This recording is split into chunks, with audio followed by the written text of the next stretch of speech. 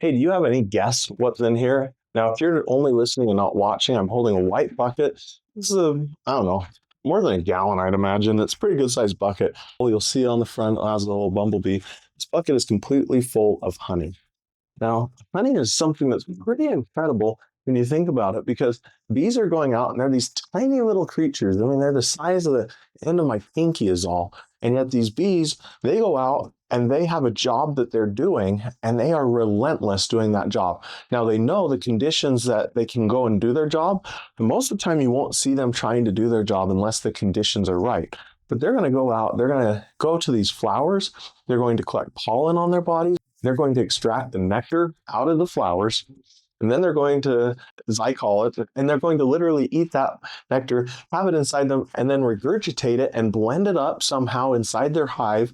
And it's something that, with all of our study and such, we still haven't figured out how we can do something like that ourselves in the same way that honeybees do. But when they're done, they're going to put this stuff into this honeycomb that they made. And so now you have this food that they've created that they're storing away for later. And this food is contained inside these little wax cells. And that food doesn't go bad. That's right. The food doesn't go bad. Now, it may harden and crystallize, but even in its crystallized state, it still hasn't gone bad. All it takes is heating it up a little bit, and that honey is going to be edible. And what's so incredible is all the nutrition that comes from honey. But what also is incredible is the nectar's cool and the pollen's cool, but somehow the bees are doing something to it to convert it from things that we don't care about as humans to something that people are willing to pay big money to eat. And they're literally eating like bee puke. When you think about that, that's a little bit odd in some sense, but at the same time, it's incredible stuff. Have you ever had honey? Honey can be absolutely delightful, so delicious. And then some people will tell you that if you eat honey, you're less likely to get seasonal allergies from the plants that are wherever that honey was collected. And there's some scientific research around this idea that it may actually be true. So honey does all these things for us, all these benefits for us. But think how much work it takes for the bees to make that much honey.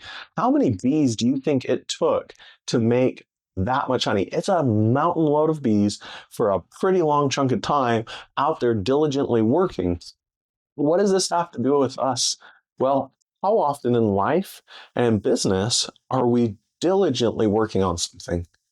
You know, I think, and I've heard this from more than one person, the things in life that matter most take work. They take more work. It's not something that's just going to poof and it's magically there. It's going to be something that we have to work at over time. And maybe it's a little bit at a time. Like the honeybees, they're out gathering the nectar all day, coming back, and they each have different jobs, but they're working at it all the time. And it takes a long time. How often are we that dedicated to something? You know, raising a kid's not something where you're like, oh, I have this kid, poof, now they're an adult. You got 18 plus long years before they're out on their own. That's something that takes a ton of work, but how rewarding is it? On the flip side, how rewarding is it to go watch a movie? Oh, it's fun in the moment. And maybe you reflect on it like, yeah, that's a good show. Maybe I'll go watch it again sometime. But by and large, it doesn't carry that same weightiness. Now, there's another aspect to this I wanted to cover, and it was the idea that honeybees take something that has no value to us.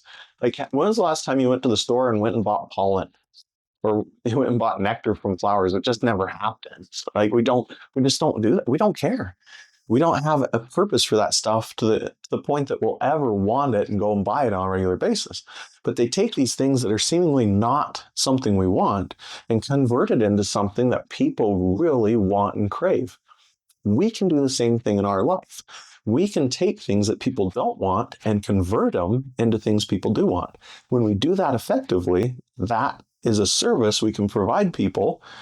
And that's one way that we can make some money in life. That's business. Many people have a problem. They don't want that problem. Maybe the problem is, let's say their toilet's overflowing. No one wants that problem. They want it converted into a working plumbing system. Plumber comes in and says, yeah, I can take that thing you don't want, the broken toilet, convert it into a working plumbing system. People are like, yep, let me give you money all day long. That's the essence of doing business. You're finding a problem, you're finding a situation, you're finding things that nobody wants and converting it into something that people are like, yeah, I will pay you gladly to do that. So in your life, in your business, what are you working hard on? What are you spending your time on? Are you spending your time trying to build something, to build things, maybe to chase goals or dreams, or is it just not?